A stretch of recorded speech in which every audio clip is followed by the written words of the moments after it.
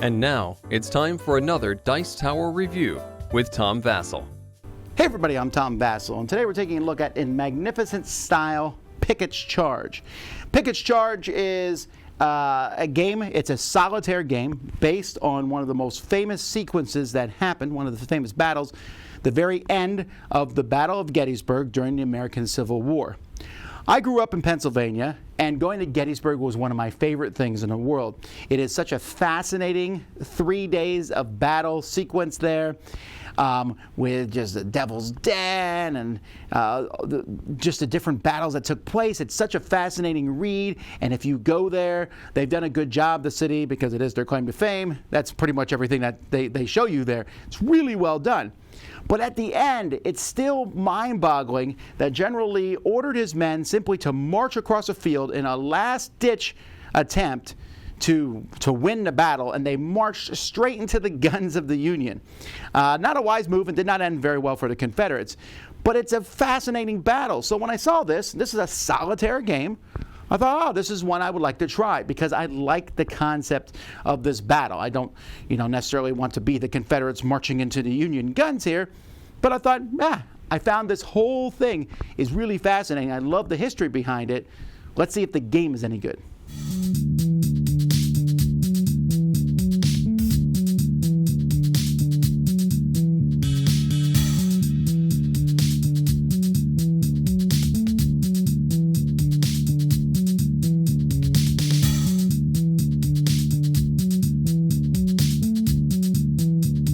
Now, to be clear, I'm just going to go over a cursory look at the game.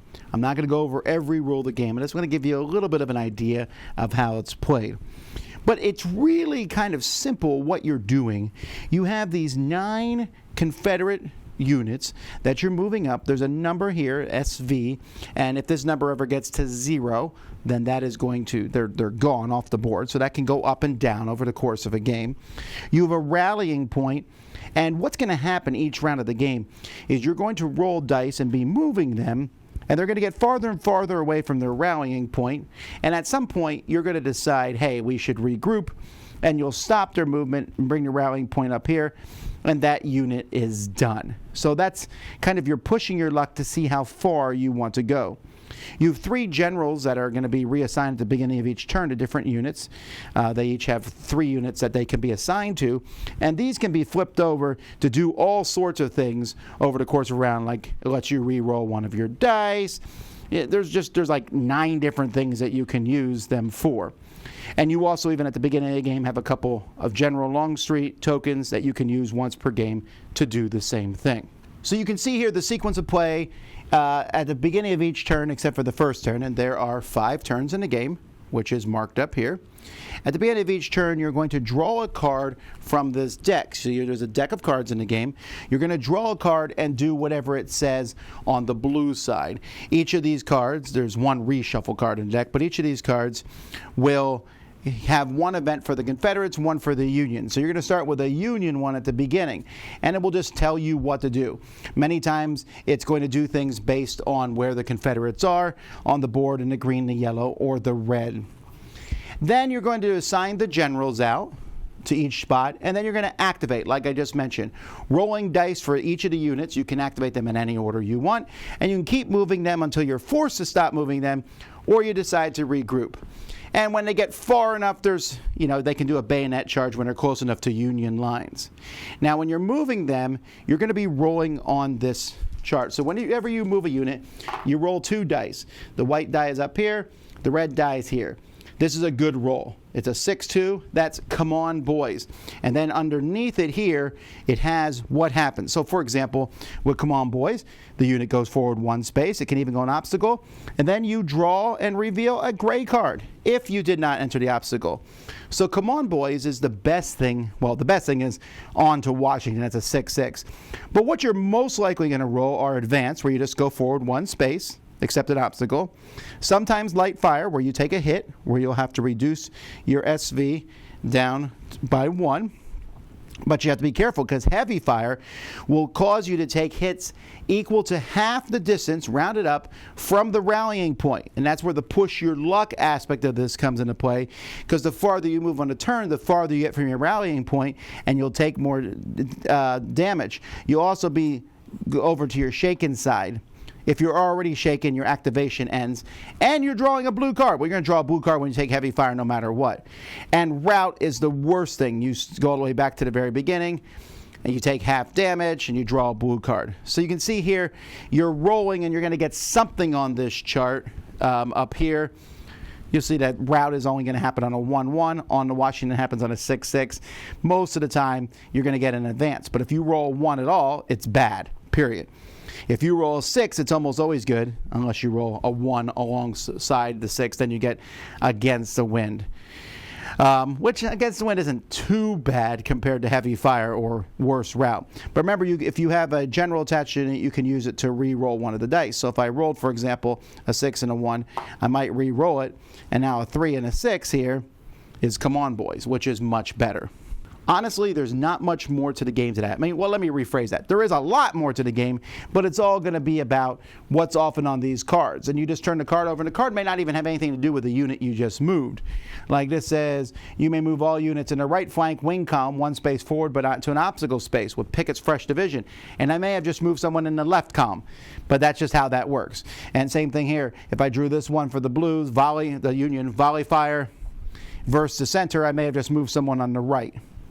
Now, when you move, you also may be forced to, there's these chits in the game that you'll turn over that will do a certain number of hits, and the number of chits you reveal will also be determined by how close you're getting to the opponents. Like I said, there's the green zone, the yellow zone, the red zone. When you get up here closer, it's much more dangerous, but eventually you will make a bayonet charge where you'll be rolling blue dice and gray dice depending on how many are there, and trying to capture these positions. But you can also be eliminated. There is no win condition in this game. The game is going to end after 5 rounds, and then you're simply going to score the game. So you get certain victory points here, basically how far up you get. Then there's different points that you're going to get that you'll capture over here, bonus points. And then you simply see your score. The highest score is a 181. Or you can have a catastrophic score, which if I hadn't got, I think, 1 more point and got the severe defeat, I would have been able to tell you how much exciting it is to get that. And then here is basically how many of the Union positions you capture on the side, and that shows you how well you've done. That's pretty much what you're doing. You're just trying to get a score in this game. The components for the game are fine. I like the units here. The artwork is nice on them. It's pretty fast to set the game up, the rallying points. I don't like these numbers for the SV, the strength value, because, yeah, at the beginning they start at 10, you turn them down to 9, then I go from 9 to 8, so I got to go through the pile and find an 8, pull that out, and then it flips over to 7. I just found that to be fiddly, moving those around all the time. I don't know a better way to do it, but, and like most war games, there's a bunch of other tokens that are used for various effects. The dice are good quality. The cards are pretty good quality. There is a decent, there's a lot of charts here on the side of the board, and I did not like the rule book. I thought the rule book was not well written, because in setup, again, like I'm just coming from a gaming perspective, where's the picture of setup? They should have had that there, and then the rules themselves are written in your old style war thing, but they're all written in this big block. It just keeps going and going and going. And so when I wanted to find a section, you have to like kind of slide up. Oh, this is event cards when you talk about smoke cover or whatever it is. I thought the rules, they're just these walls of text. The rules aren't really that complicated, but this makes them more complicated than they are. There's an extended example in the back, but it talks more about the mindset of the player playing, like he's very angry at and whatever, than it does about showing, and pictures would have helped. I thought the rules were not well done. But other than that, I think the gameplay and the components are pretty well done. You can, keep track of different things you did on these sheets of paper here. You have the modifiers here for the bayonet charge at the end of the game. And then here's the victory points at the end on the board. So that's pretty cool. So for the most part, I think it's going to work for most people.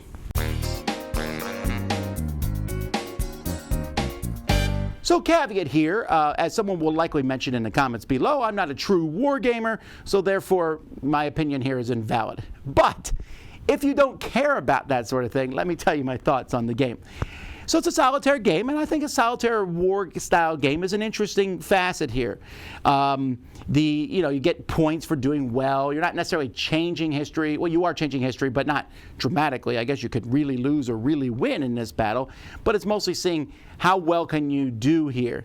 Now, when I first heard about this, I thought, well, what could they really do in this game? They marched across a field and had stuff shooting at them. It's not like there's a lot of strategy and tactics involved. This game does a pretty good job of simulating that. It's more about bravery, right? Like, let's keep going. Let's keep going. There is a very popular game from Sid Sackson called Can't Stop. And in Can't Stop, you roll dice until at some point you decide, hey, I'm going to stop, or not. And then the first person to get to a certain thing succeeds.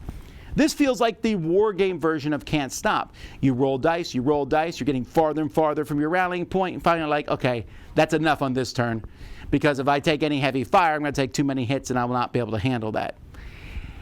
So that's kind of what the game is. It's a big push your luck style game.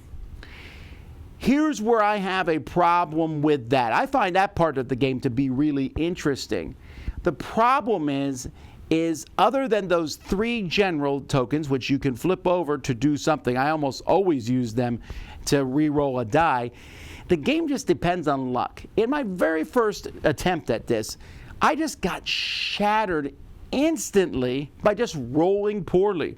I rolled, oh, that's a terrible roll to start with. You know what, let's use my re-roll. I rolled another terrible roll. My unit takes some hits and it says flip over a blue card. I flip over the blue card. Some units on the other side of the board take hits. And that was my second roll. And then it just got worse from there. Now, that's just a string of bad rolls. So then I have some good rolls. Oh, okay, but I couldn't really recover from the bad rolls. But I don't have necessarily a problem with that, except I felt over the course of the game, I wasn't really making decisions. I was rolling dice and deciding when to stop, but that's a little bit of push your luck. And occasionally you flip over a card and it says, do you want to do this, or pick some units to take hits or whatever. So I made those decisions. But for a game with this much text in the rule book, so much going on, you're kind of just watching. This is a game where I felt like I was a spectator. And that may not be a bad thing, but I felt like I didn't have enough control over the game. I'm just kind of deciding to run someone up the board or not. Well, I mean, you got to run. You have to move at least once on your turn. But how far do I want to push them? Well, I got 5 turns. I could stop here. Okay, I'll stop. But I felt like I don't need this many pages of all these rules and exceptions and things like that to do that. I felt like there wasn't enough control for me. And again, like I said, I'm not an expert wargamer, so maybe there's more control than I can see. But for me, this is more of something to watch and do. But I like to play games, and I like stories in games, and I'm kind of there on board, like I roll this and this happens. But the cards that you draw from the deck are wildly all over the place. It might say draw a blue card, turn over and go, oh, that's not so bad. Or turn one over and go, that's horrific. But it's just based on the rolls of the die. You roll a bunch of 1s, life isn't good. You roll a bunch of 6s, you're doing well. But that doesn't feel like I made any strategic decisions. When I get to the back here and it says, if I capture 8, it's like, excellent, you have nerves of steel and good timing. No, I rolled well. So, do I recommend it? Not particularly. Now, I think some people will like it. If you're really interested in the Battle of Gettysburg and you want to, play Pickett's Charge, then maybe this is worth it, right? This is an interesting thing for you to do. You can play through it, see different sequences. I don't even know if it's really historical just because of how random the cards are and different things happening. But you can see sort of the idea of coming up here. It just doesn't feel like an excellent game. Like, I want to look back and say, you know what, on turn 3, I should have done this. What am I going to say here? On turn 3, I should have rolled the die 1 more time or 1 fewer time. And I like that the generals have a whole bunch of different things you can use them for, but since you can only use them for that once per turn, that's not as interesting as it sounds. Most of the time, like I said, I used it for mitigating the dice. And maybe you could say I should use them for other things. I mean, when you go through here, there's a lot of different things that you can use them for. You can re-roll the die. You can increase the number of hits you have. You can recover an extra SV during a Confederate Reserve event, if that event gets drawn. You can cancel the retreat portion of some events, if that event gets drawn. You can roll an extra die during bayonet combat. That's near the end of the game. You can coordinate attack. And by the way, I should have mentioned you can move a whole group together as a battle line. But again, you're still kind of guessing on the roll that's going to be rolled. And you can even create a new unit that comes out with these. So there is 1, 2, 3, 4, 5, 6, 7, 8. So I said there was 9. 8 different things you can do with your generals. And that's cool and that's interesting, but I mostly use them to re-roll dice. So that's my thoughts on In Magnificent Style. I think it's a cool concept. I think some people will like it. In fact, I went online to see if people do like it, and a lot of people are enjoying it. So take it for what it is. But if you're someone like me who thinks the history is fascinating and wants to get into it, I felt like I was more there for the ride than anything else. And a lack of control is less interesting for me when playing a game. So there you go. I'm Tom Vasel, and you've been watching the Dice Tower. Dice Tower Judgment, interesting, but I feel like I'm watching the game.